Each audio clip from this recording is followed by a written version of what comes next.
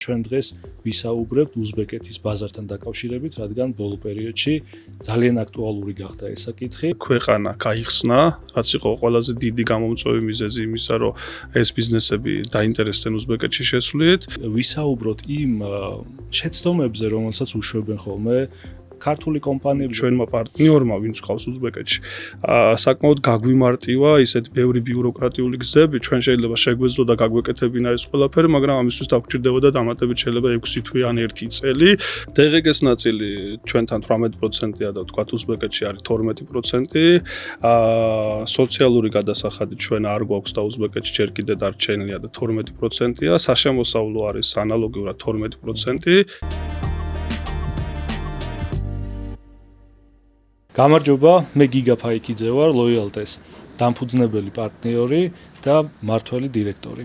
დღეს ჩვენი სტუმარია ბაჩანა შელია, რომელიც არის ლოიალტე უზბეკეთის დამფუძნებელი პარტნიორი, ამავდროულად აღმასრულებელი დირექტორი და ჩვენ დღეს ვისაუბრებთ უზბეკეთის ბაზართან დაკავშირებით, რადგან ბოლო პერიოდში ძალიან აქტუალური გახდა ეს საკითხი და ძალიან ბევრი კითხვა შემოგვდის როგორც ჩვენი არსებული კლიენტებისგან, უბრალოდ ნაცნობებისგან და აინტერესებთ ბევრი სხვადასხვა საკითხი, რომელიც ამ ბაზართან არის დაკავშირებული. ბაჩანა, მადლობა სტუმრობისთვის. მოდი დავიწყოთ თავიდან. რატო გახდა ზოგადად უზბეკეთის ბაზარი ესეთი აქტუალური ბოლო წლების განმავლობაში, რა გამოარჩევს ამ ბაზარს და რატო არიან ქართველი ბიზნესმენები და ქართული კომპანიები ესე დაინტერესებული ამ ბაზრით? მოგესალმებით.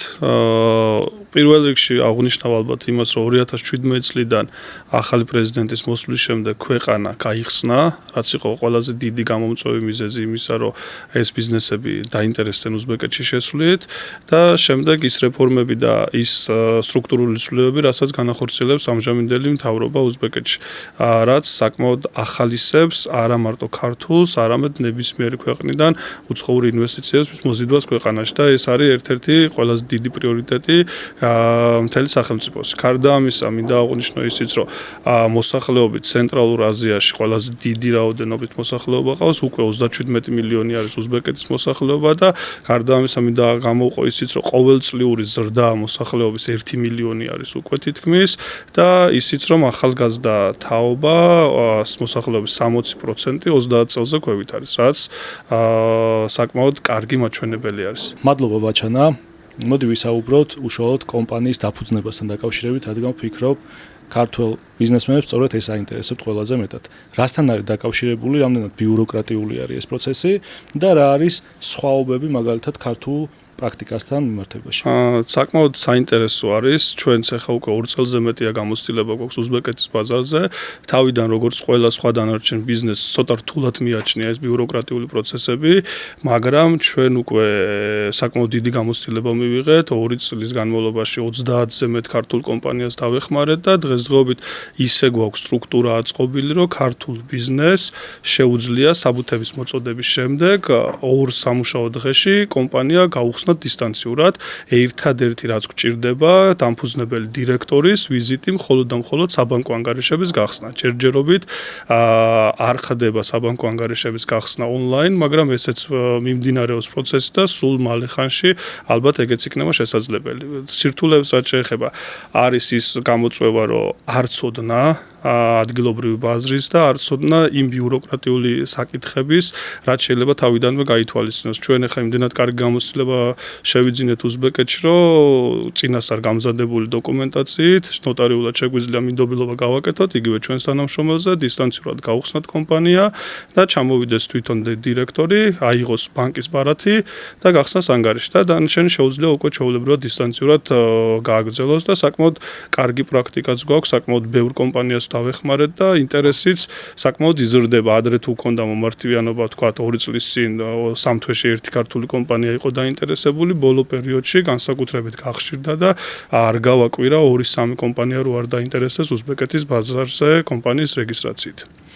მოდი ამ კითხვას გადავაბად ბარემ. როგორც შენახსენე, ჩვენ უკვე ძალიან ბევრ კომპანიას, ქართულ კომპანიას დავეხმარეთ იმაში, რომ თავის საქმიანობა რაღაცა ფორმით განეხორციელება და წამოეწყო უზბეკეთის ბაზარზე და შესულიყო უზბეკეთის ბაზარზე. მოდი ვისაუბროთ იმ შეცდომებზე, რომელსაც უშვებენ ხოლმე ქართული კომპანიები, ზოგადად კომპანიები, თუმცა ამ შემთხვევაში ქართულ კომპანიებზე ვისაუბროთ და გავაგებინოთ ჩვენს მაყურებელს, რა შეცდომები არ უნდა დაუშვან უზბეკეთის ბაზარზე შესვლის პროცესში. განსაკუთრებით გამოვყოფდი წესდებას, სადაც ხედავთ ჩვენ არა მარტო ქართული, არამედ დაახლოებით 32 ქვეყნის კომპანიებს ვემსახურებით, ყველაზე დიდი შეცდომა რაც გვინახია და ბევრი იყო წესდებაში, როცა ხდება პირველი კომპანიის წესდების დაფუძნება, რადგანაც ეს არის საწყისი დოკუმენტი და ყველაზე კიდევ ერთი შეცდომა, რასაც ხედავთ, საწესდებო კაპიტალი. განსაკუთრებით საქართველოში არ ვაქცევთ ჩვენ ამას დიდ ყურადღებას საწესდებო კაპიტალს და საწესდებო კაპიტალის მოცულობას, მაგრამ უზბეკეთში როგორც მენტალურად არის მნიშვნელოვანი, რომ ნორმალურ კომპანიას კონდეს შესაბამის საწესდებო კაპიტალი, გარდა ამისა აქვს თავისი მახასიათებლები. საწესდებო კაპიტალის შევსება შეგიძლიათ მხოლოდ და მხოლოდ 1 წლის განმავლობაში და იმ თანხით, რაც გაქვთ მითითებული წესდებაში, თუ უფრო მეტი შეტანა გინდათ, ან სესხის რაოდენობით, სესხის სახით უნდა შეიტანოთ, ან უნდა მოხდეს გადარეგისტრირება და შესაბამისი დოკუმენტაციის მომზადება. ძალიან ხშირად ხდება გიგა ჩვენ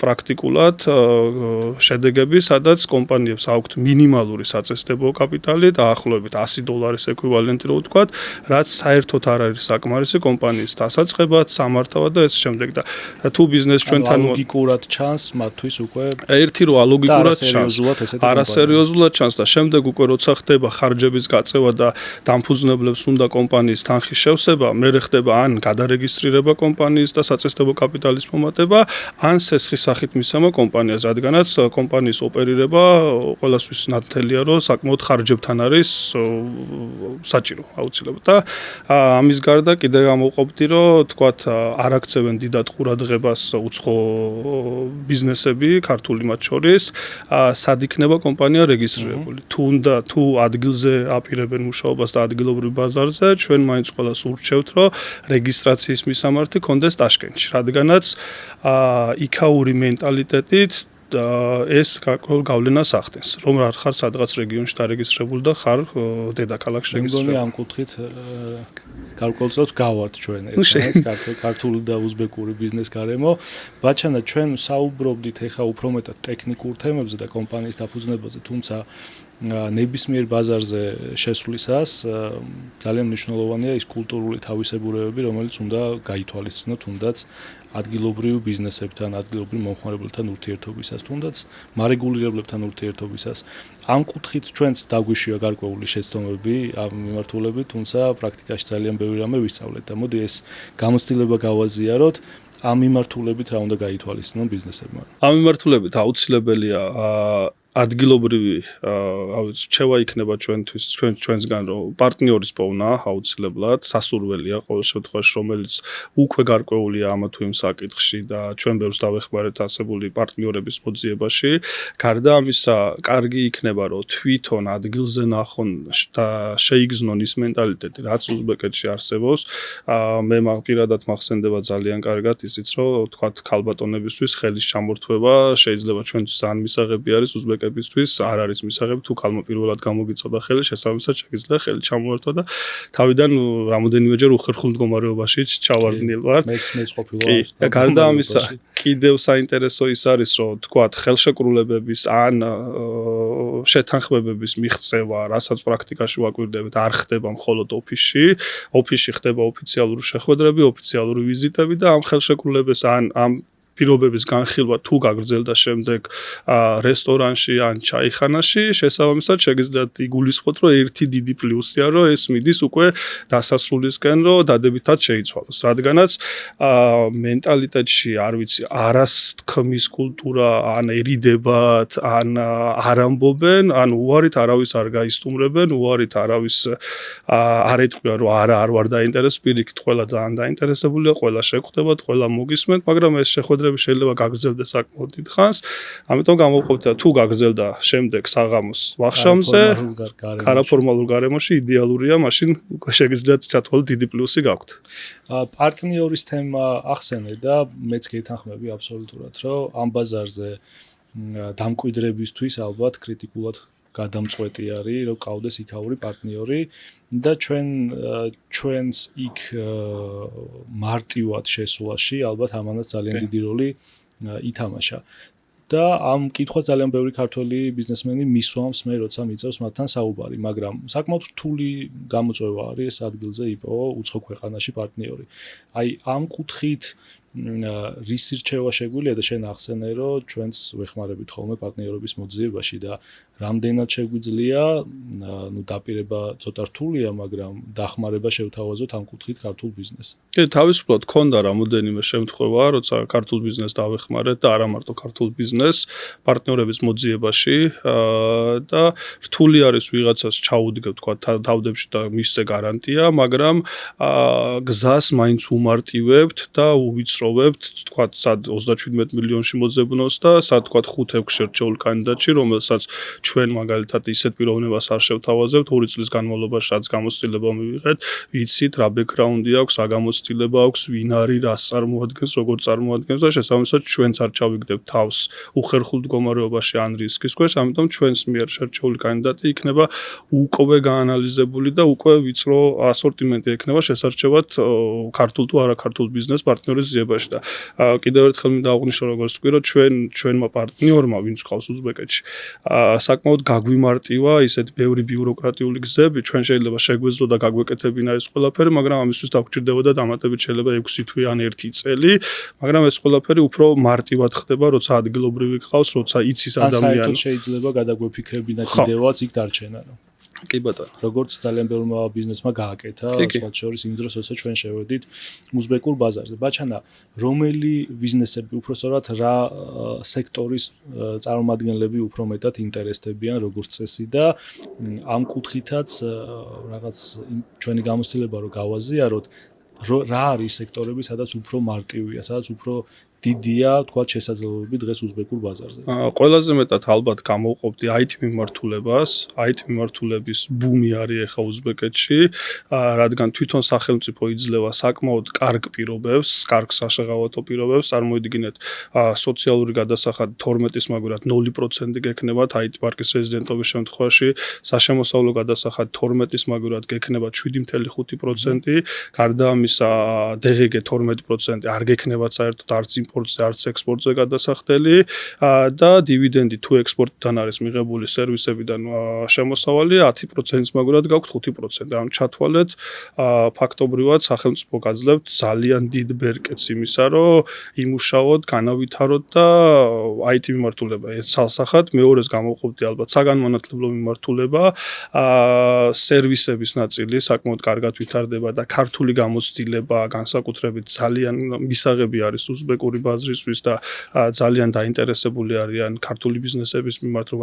შეიძლება უფრო მეტი შემოვიდეს, ალბათ ეს კულტურული ჩვენი გამოცდილებიდან გამომდინარე, ჩვენი განვლილი გზიდან, იმიტომ რომ დაახლოებით იგივე გზას გადის ახლა უზბეკეთს, რაც ჩვენ დაახლოებით 10 წლის წინ გავიარეთ, ტექსტილი ცალსახად, იმიტომ რომ ვიცით, რომ ბამბის ქვეყანაა, მშენებლობაც, სასტუმრო ბიზნესი ახლა იწყებს განვითარებას, ტურიზმი. კი, ყველა ბიზნესი ფაქტობრივად საინტერესო და მიმზიდველია. და მეგობრულია, როგორც ვიცი, საკმაოდ თვითონ სახელმწიფო უცხოელი ინვესტორების ჩამოსვლასთან დაკავშირებით. კი, ძალიან მეგობრულები არიან, არა მარტო, ანუ უცხოელების მიმღებლობა საკმაოდ კარგი აქვს და საკმაოდ ბევრი ორგანო არის იმისა, რომელიც არეგულირებს და აკონტროლებს იმას, რომ უცხოურ ბიზნესს არ შეექმნას საფრთხე, თვითონ აეროპორტში როგორც კი შედიხართ, ან ნებისმიერ სახელმწიფო ორგანოში ანტიკორუფციული QR კოდები არის გამოკრილი, სადაც შეგიძლიათ პირდაპირ გააკეთოთ განაცხადი და პრეზიდენტს აქვს თვითონ ბრძანება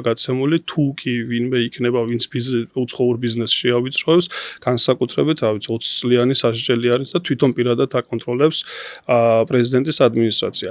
ამის გარდა კიდე გამოვყოფდი ქართველებისთვის განსაკუთრებით კარგი რა არის და ალბათ ჩვენც რატო გაგვიმარტივდა მე არ მახსოვს სადმე ან ინვესტორ ან სახელმწიფო სტრუქტურა იქნება კერძო ბიზნეს თუ რა როგორც კი გებულობდე რომ ვარ ქართველი ვარ საქართველოდან არც ერთ შეხვედრაზე არც ერთ დონეზე არ გამჭირვებია შეხვედრის დაორგანიზება პირიქით ყველას აქვს ძალიან კარგი მიმღებლობა და ვხუმრობ კიდე მეგობრების წრეში რომ ჩვენ ქართველებს არ გვაქვს ერთმანეთის გატანა და ერთმანეთის მიმღებლობა ისე როგორც ვთქვათ იმათ აქვს ჩვენს მიმართ მიმღებლობა საკმაოდ კარგია და ბევრს შემიძლია ურჩიო კიდევაც რომ ეს შესაძლებლობა გამოიყენონ ეს მნიშვნელოვანია და ეს უსაფრთხოების განცდაც, რაც ახსენე და დაცულობის განცდაც ძალიან მნიშვნელოვანია, რომ ინვესტირების გადაწყვეტილება მიიღო უცხო ქვეყანაში.